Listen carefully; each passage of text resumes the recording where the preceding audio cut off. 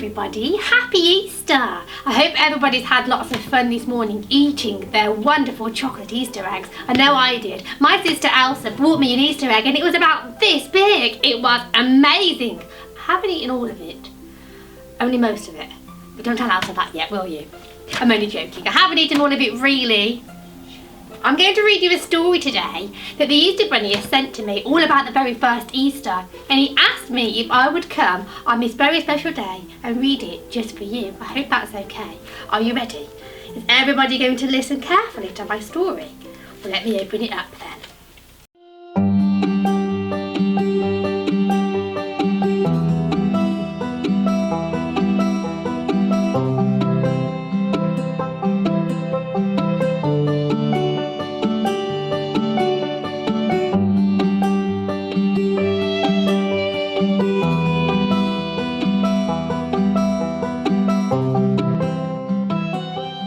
Eggbert was looking forward to Easter this year. Last year he'd been too little to help his mummy, the Easter Bunny, hide the eggs in the village, but this year she had told him that if he was a good boy and helped her with his chores around his burrow, that she would take him with her. It was now a week to go before Easter Sunday, and Eggbert knew that this Sunday was called Palm Sunday, but he didn't know why. He and his brothers and sisters had eaten Sunday lunch with carrots for starters, followed by carrots for the main, and of course carrots for pudding. Eggbert loved carrots. He'd helped tidy the table after lunch and was just settling down for a sleep before he went and played in the spring sunshine when his mummy called him. He was a little grumpy as he went to see what his mummy wanted. He really liked having a sleep after he'd eaten, but deep down he was such a very good bunny really, and he went to see what his mummy wanted without complaining.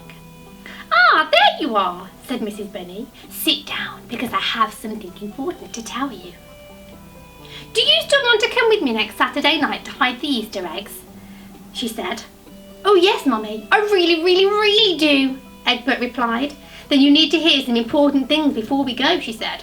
"I need to explain to you why Easter is so important." And so Eggbert sat down next to his mummy and listened to what she had to say. Many years ago, there lived an old rabbit called Jeremiah Bunny, she began. Jeremiah was so old that not even he knew how old he was. Jeremiah lived a long way away, where it's very warm, and rabbits have lots of time to spend together underground so that they can keep cool. One Sunday morning, Jeremiah was having his breakfast. "Was it carrots?" Eggbert asked. "Oh, I suppose it was," said his mummy. "Good.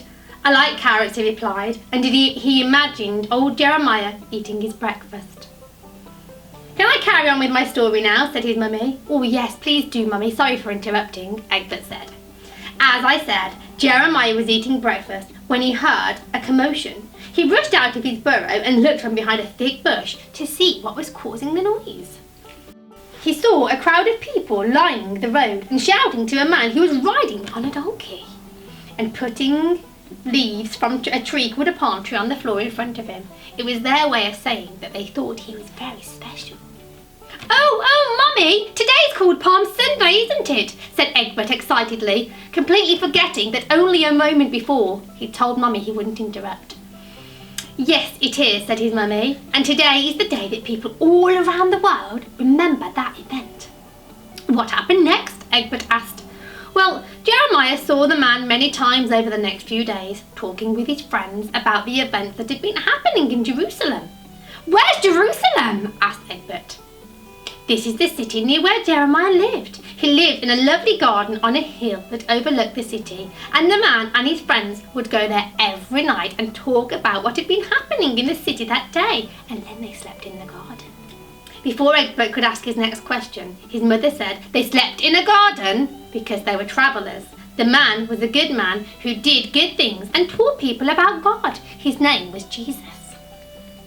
On the Thursday night, Jeremiah heard the man and his friends making plans to celebrate a special festival, and then they left. Jeremiah didn't see them again that night. They didn't come back to the garden. But early the next morning, Jeremiah heard another commotion coming out of the city. He left the garden to go and see what it was. Jeremiah was very old, and hadn't left the safety of the garden since he was a tiny bunny, but he had to see what the noise was all about. He followed the noise of the crowd to a hill outside another part of the city, and there, to his surprise, he saw the man that he knew nailed to a cross. "What's that?" asked Egbert. "It's 2 pieces of wood nailed together, and in those far-off days the rulers would nail people to them and leave them to die if they thought they had done something wrong." "But I thought you said he was a good man," Eggbert questioned.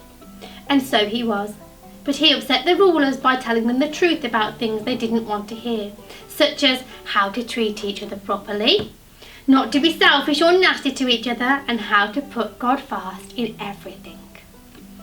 They didn't want to hear that because they liked being important, and they didn't care about anyone or anything else. "So did he die?" asked Egbert. "I'm afraid he did," said his mummy.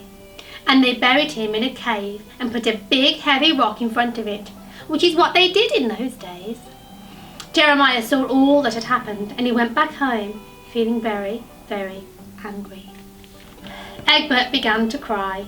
"This is so unfair, when all he ever did was good things." "But it doesn't end there," said his mummy. "We are coming to the most important part of the story, and that is the reason that we will go out next Saturday night with lots of little eggs." Eggbert wasn't convinced. On the Sunday morning, Jeremiah was having a lie-in when he heard a kerfuffle outside the door of his burrow. "Jeremiah! Jeremiah!" he heard excited voices shouting. "Oh, what now?" he thought. Because he was so wise, people often asked him to help with their problems, which he didn't mind, but sometimes made him a little irritable, especially when he wanted to have a lie-in. So he was feeling a little upset about the things that he'd seen on the Friday. He climbed out of bed and went to the door to find 3 little bunnies jumping about excitedly. "Jeremiah, come quickly," they said. "Come and see, come and see." The old bunny was so surprised that he allowed the little rabbits to lead him down the hill away from his burrow. The little group eventually stopped right outside the spot where Jesus had been buried. And what do you think happened next? "I don't know," said Eggbert. The stone that had covered Jesus' grave was moved away, and the cave was now empty. Jeremiah looked in the distance, and he saw Jesus talking to some women. He recognized them as friends of Jesus. He had come back to life. You see, because he was so good, he couldn't be killed, and because he came back to life, those who believe in him will also live with him forever. And that's why on Easter Sunday we go out and we give eggs to the children to remind them of the new life that Jesus offers to everyone. "Wow!" said Eggbert. "Giving out Easter eggs is really important, isn't it, Mum?" She said, "Yes, of course it is, sweetheart.